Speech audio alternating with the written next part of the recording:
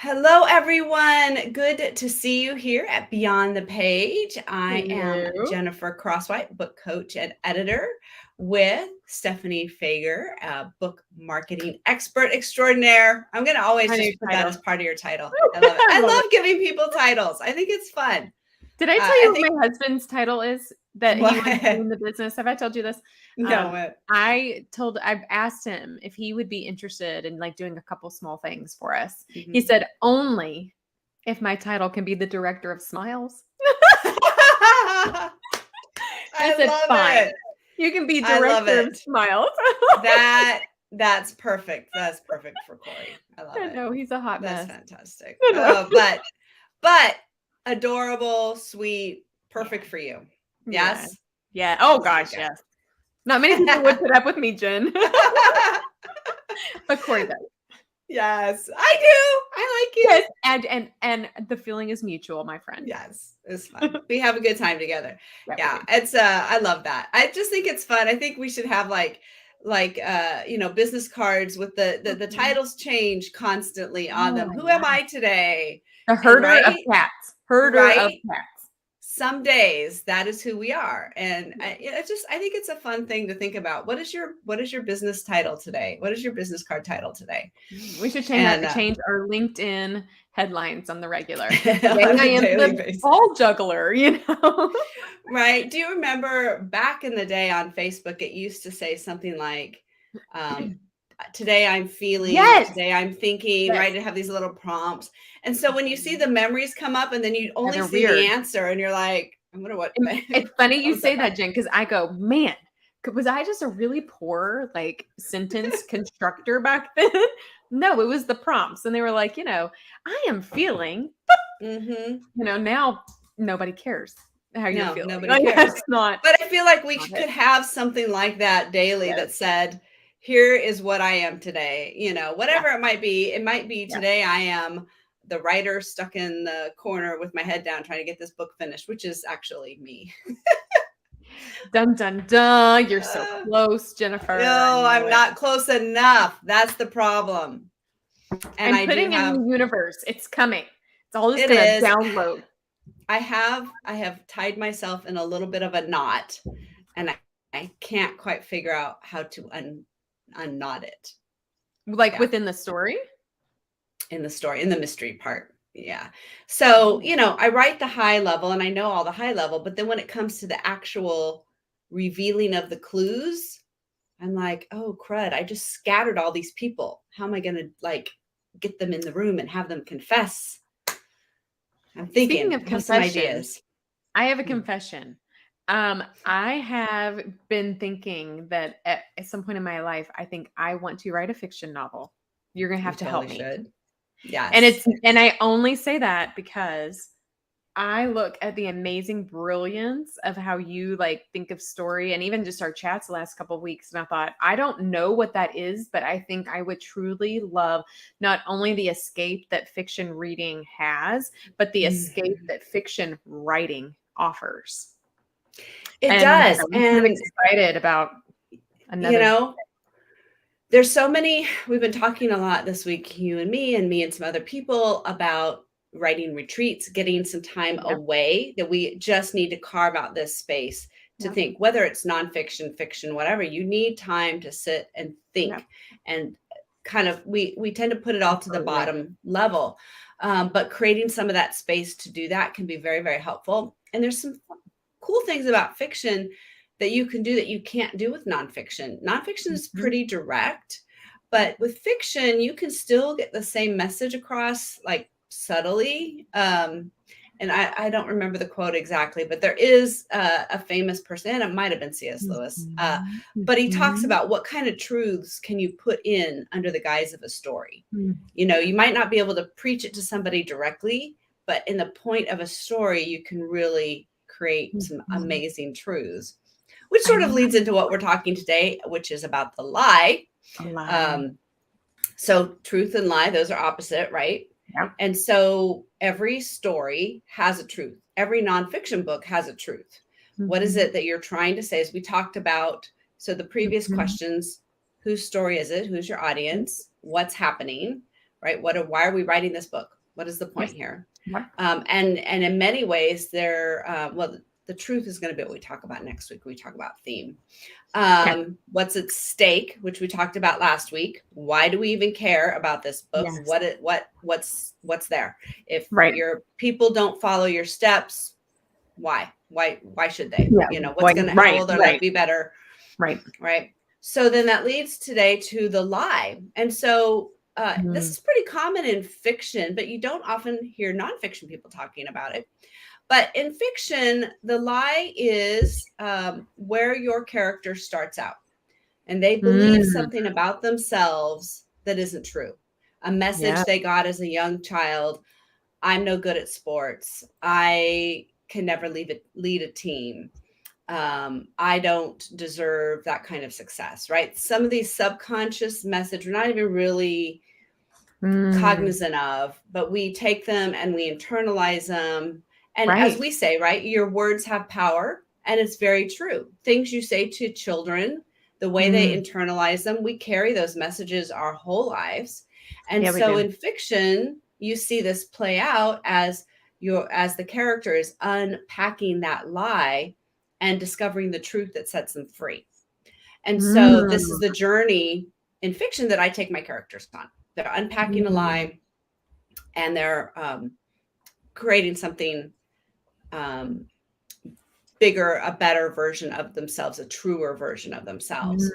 But it's also true with nonfiction. It is. Because the lie is the pain point that your reader brings to your book. So we'll go back to my old financial example. The lie sometimes can be, I'm not good with money. I'm not good with numbers. I don't know how to handle money. I didn't come from a family that talked about money. All these different things, right? You could tell I couldn't sleep last night. I was listening to podcasts on money. So it's Oh in my my gosh. head. Well, that would have put me to sleep immediately. It should have. Right. Hey, there's a book, by the way, side note, that I was just listening to a podcast about. It's called Double Double. I think it's called Double Double. And it is a book, and it's on my TBR and in my Amazon cart right now, but it's about how to double your profits and whatever. It's not, I think for within a business, it sounds like a logical next step after Profit First and some of the others. So just because you talked about finances and money. Yeah. You're so funny. It's an easy example. But there's a lie that your reader believes that they're bringing to the book. The book I'll share a quote later of a book that I'm reading right now. And there is a lie baked in that. So I'm working with an author who is very passionate about hormone replacement therapy, especially around the premenopause, menopause. And then I think, if I might pronouncing this correctly, men go through andropause or something. So it's not just a chemo thing, but the lie is something, you and I were actually talking about before we pressed record. We live in a society where we think that, and we know that some hormone replacement therapies have really negative side effects, and others, is our perception of the concept before I ever opened the book, right? That is a lie. And then as I'm uncovering in the book, I'm realizing why that lie is real. And it's not real. It's real out there that we're hearing it. And how do you get to the truth where, hormone replacement therapy can be game changing and cardiovascular health and musculoskeletal issues and immunity, your immune system. That's not your immunity system. No, what is that called? Your immune system. Immune system. There you go. Right. You're right. That doesn't sound right. Okay, in your immune system, and then honestly, this book is about aging. So outside of all of that, also your overall kind of quality of life. And so, you mentioned like this lie. Sometimes the lies are things we feel because someone told us. Others could be lies because it's what society says, or it's a systematic understanding. Right. In this case, big pharma, right, is a big problem in this situation. But we had an author the other day on our team. We were chatting with him, and he was preparing for a thought leadership piece. And there was a question in his thought leadership article that he had to share. And it was something about how, why are you doing this? Why do you write? And how can you inspire the people through it? And he said, don't take anything for face value. Do your own research Mm, and figure it out. That is what has mhm. uncovered this path for him in his historical fiction novel series. But Oh, I think that yeah. that's true just in life. Yep. And I love that when we are reading books and fiction, as I'm thinking about what you were just sharing, knowing that we have to there's a progression, a change that happens, and that lie has to become known and worked through. Mhm. And sometimes that's not so easy. Absolutely. I mean, it's not the easiest thing for someone just to say, "Oh, no, that's not true." Right? So I Exactly. think about your book, Make Your Author Impact, Yes. and the lie that you're talking about in Mhm. there is, "Oh, I can't write a book. Oh, I can't have a speaking platform. I Mhm. can't, have my thought leadership out there," I right? know Those are nothing all about the marketing. things. Yes. Right. Those are all the things that Right. you are taking them through Right. to unpack. Mhm. So as you're Mhm. writing nonfiction, you have to address that. You have to address that underlying lie that your reader is believing, because you're going to have to pull that apart and show them why that's not Mhm. true and give them steps to act Yep. on, even when it still feels true. Because we know Mhm. you can say things in your head and it takes a while for it Mhm. to actually get to your heart, right? You have to kind of live Yeah. it out for a while before it starts to feel Yeah. real. So you've got to Yeah. do that in your book. Otherwise, I mean, if we talk about, and again, I say this all the time in fiction, but it's absolutely true for nonfiction too. The best books create an emotional bond between Mm. the reader and the writer. And that Mm. is the book that gives you the word of mouth. Oh my Mhm. gosh, you have Mhm. got to read this book. I read this book. It was life Yep. changing, right? Yep. Because it hits something in, oh, look at, I got my little sunlight You sparkles know, in my it's a ear. mustache today, I Jen. know I've got a sunlight I love mustache. It's this time of year, the way the sun comes into my Here, you office, it'll have be that for one, like and 5 I just minutes. have, let's see. Have you ever seen someone do this? Oh man, I did it wrong. I'm putting it on my Here. finger. You There can't we see go. it. It didn't work. It didn't work. You have yours. See, No, the sun's already moved. it's already moved. No, Yeah. you're absolutely right. And you just mentioned something I want to add on, because this lie, as people and or characters believe, it doesn't get shaken easily, right? You have to Right. we have to, it's a constant mindset. And I love how you said it goes to go from the head to the heart. And sometimes that means, many times it means you need people in your corner to remind you of it.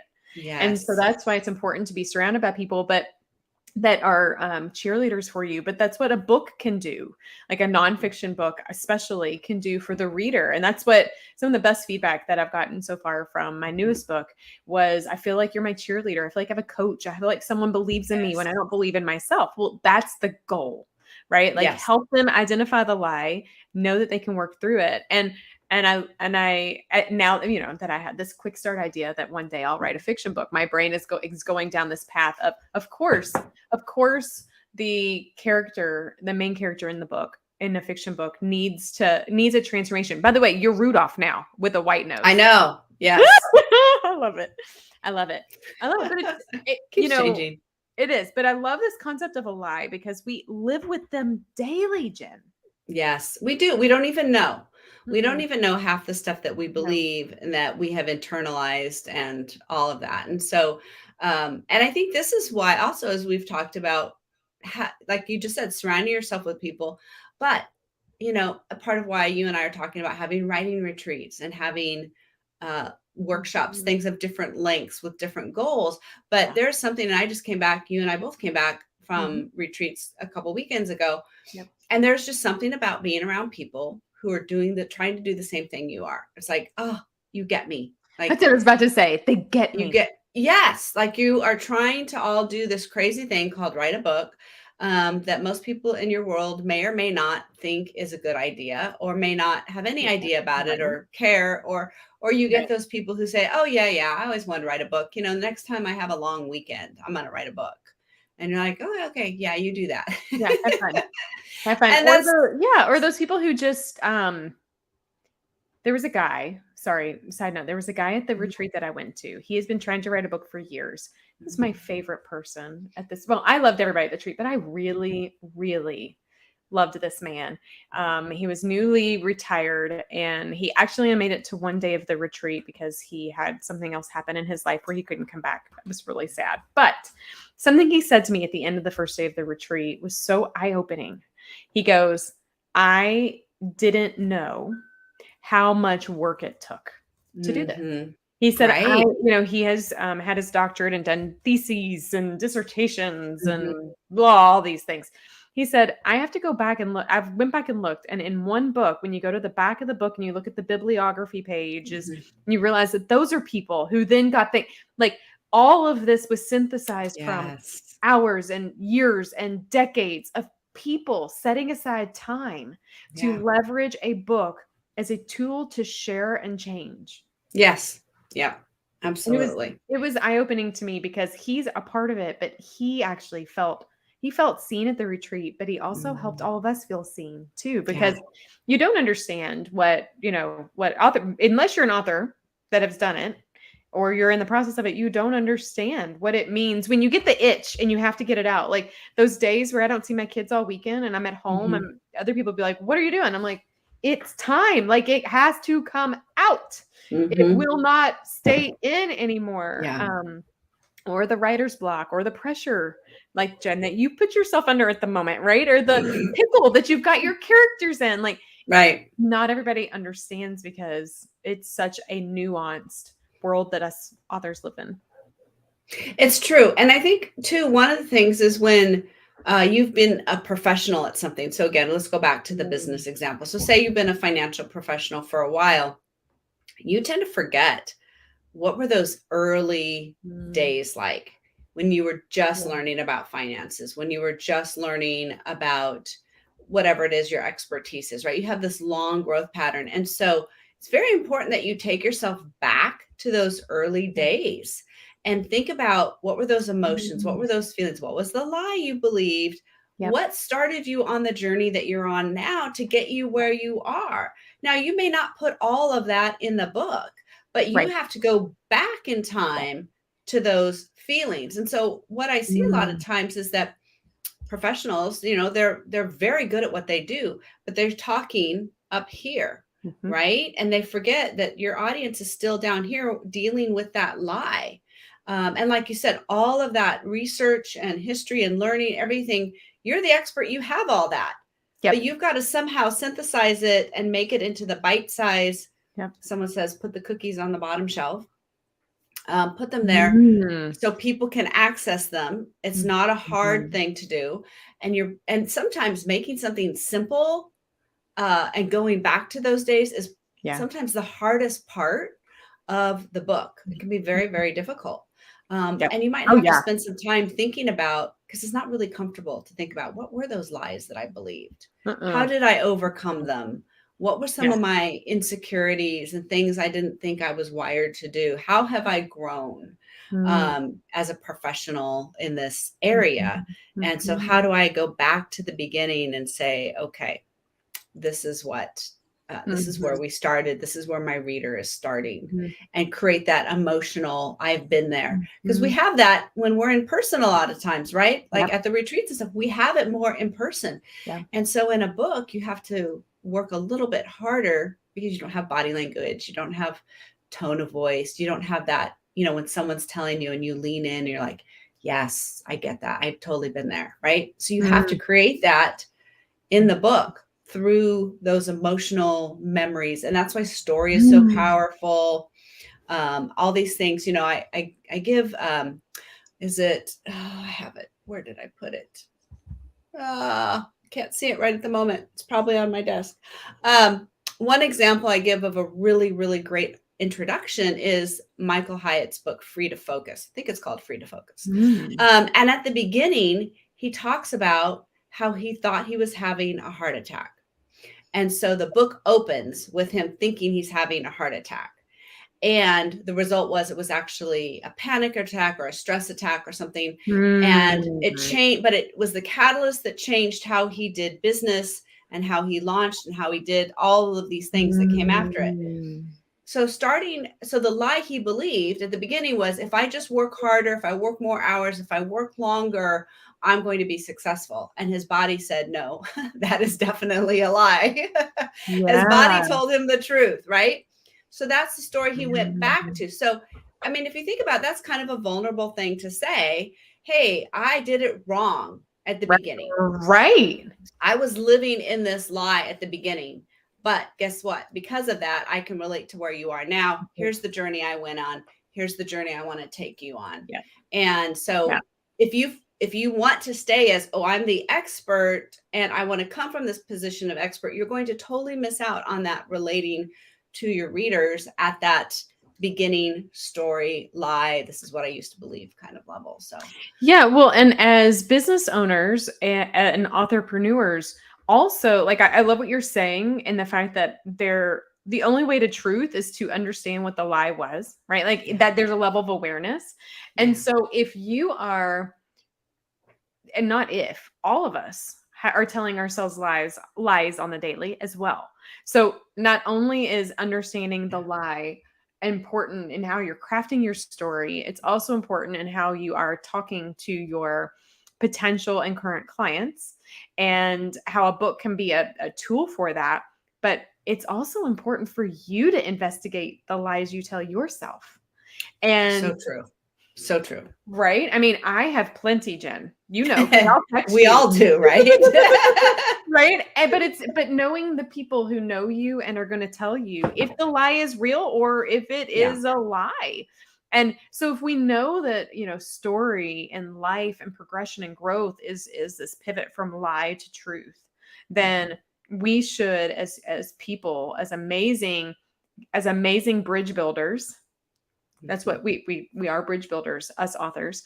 We should know that that there are lies that we're dealing with, and it's our job to also uncover that for ourselves, because the more that we can unpack the things that are holding us back, the more that we can help other people. And the more that we can help other people by identifying the lies that they're faced with, the more we can help them. And sometimes the way that we pull people in is by speaking directly to the lie, like Yes. speaking directly, saying, I know, does marketing feel overwhelming and daunting? You don't know where to start. You see all the things, you don't know which are the right things. Maybe I should do this thing.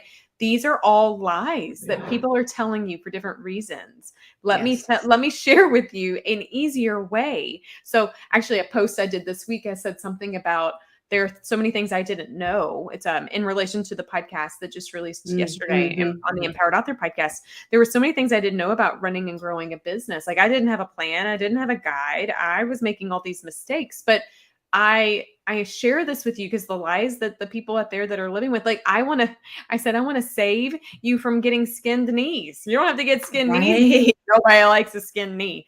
And somebody posted in the comment, they go, I hate skinned knees. I'm like, yeah, let's not get skin knees, and let's save you money and time. You can propel faster once you have an awareness of the lie, and then you find the trusted source to help you really uncover the truth. So yeah, that is interesting, Good. Jen. That is good. I know. I love all that. And it's really, I'm like, it's a process, right? Right. Yeah. And if you had somebody yesterday on a webinar actually also ask, what if I don't know who my target audience is or what have you? This is a good question too for this.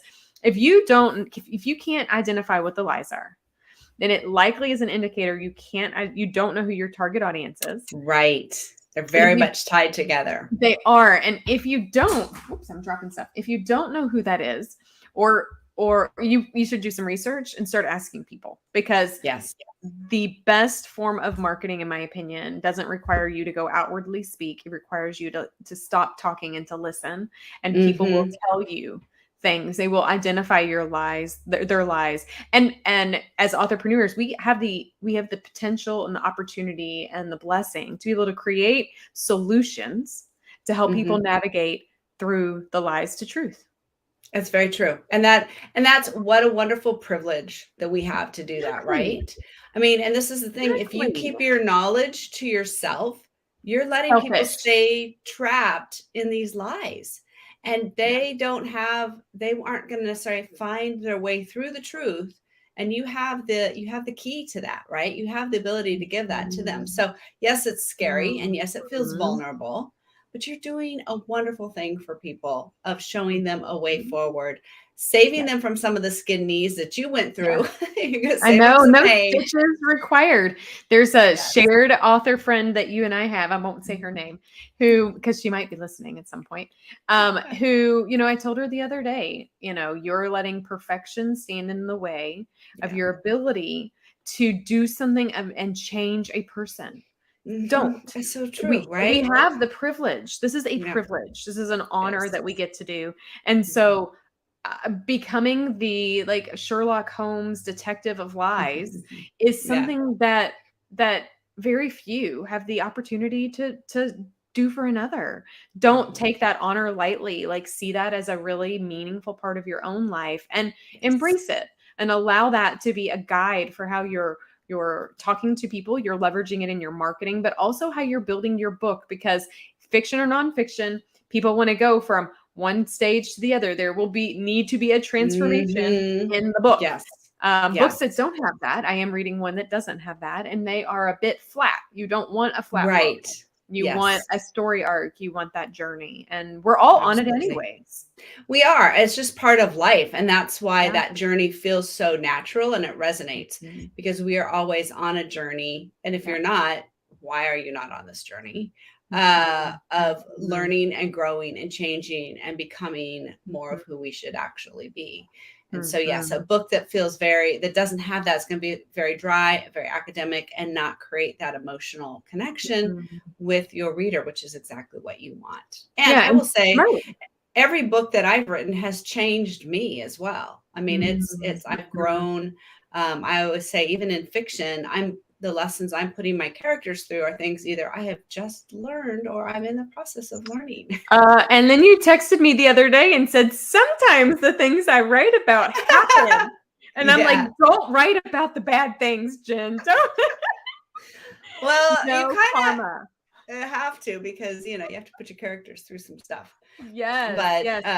yeah, that Well, is a no, that's challenge. crazy. I have a quote, if it's okay. I'll share Yes, for sure. Share so the your book I was quote. just talking to you all about with regards to hormone replacement is a book I'm reading right now with from an amazing doctor.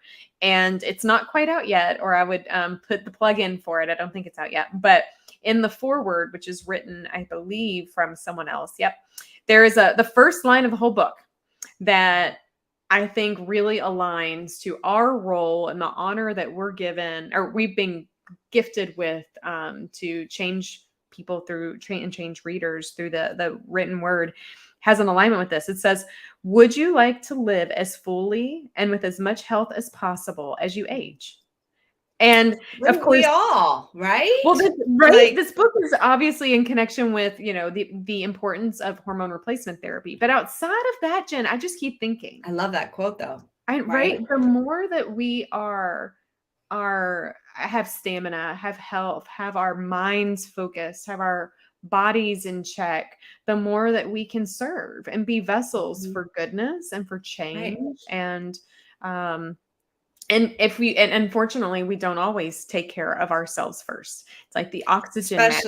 Yes, especially as women, right? We feel Yeah. very much take care of our Yeah. kids, take care of our families. There's always that burden. And Mhm. so it is really hard sometimes, again, to create that space like we've talked about. Sometimes Yep. these weekends, long weekends away, where we can pour into ourselves so then we can pour out to other people. And And so the I don't know. older we get, like, the wiser we get. And if we're not caring for ourselves Mhm. and putting health first, it's some of our most wisest moments where we would have the knowledge to be able to share. We wouldn't have the energy or the focus to do it, right? Like, Right. we've got to take care. We've got to. You've got to take care Yes. of you. I always pray for health, happiness, and safety. And sometimes Mhm. I do it the other, but I always start with health. And it's Mhm. because if you don't have your health, you don't have anything. Right. So true. That's so You true. can't be happy if you're not feeling well. And anyways, this book has been so enlightening, and I just always love how authors give perspective like this and are able to share Yes. their story and their kind of expertise, but remind us of the bigger picture of life. So anyways, thanks for letting me share that I quote love today. that. I love that. And I love how it's always funny how we just grab whatever we're working on or Uh-huh. reading at the time, and there's always something in there Mhm. that relates to what we're talking about Yeah. because these are sort of eternal truths, as you They might are. say. I don't know. They're Yeah. things that are great. Well, next week we are going to talk about the theme, and that is basically the truth of what it is that you're writing about. So I'm excited to talk about that. I know people don't like the word theme because it sounds like an English essay.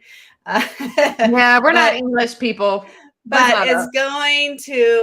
I'm gonna like redeem that word and help you understand why Love it's it. so important to have a theme to what you're writing about. So we will Mm. talk about that next week. Jen, this So whole series has been so enlightening for me, and I'm just really excited and honored to get to walk it through with you and take a look at it from the marketing perspective. So, thank you. I can't wait to wrap up this particular kind of season next it's week, and been it'll be awesome. fun. It has been fun. It's been fun. I really enjoyed unpacking some of these big rocks, I like to call it, to help people organize their book because a lot of times it seems like such an overwhelming task. You don't know where to begin. Well, start with these 5 rocks. If you have Exactly. these, and then you can kind of break them Yeah, down into smaller and smaller chunks as you I need to. love it. So I it's love good. it. Well, authors, your words have power, your book has power, and so does your message. So, we are inviting you to take that message to the page and beyond, and join us here each week on Beyond the Page as we talk about books and marketing and how to help you use those tools to grow your business. So, have a great rest of your week, and we'll see you next week. Bye, guys. Bye bye.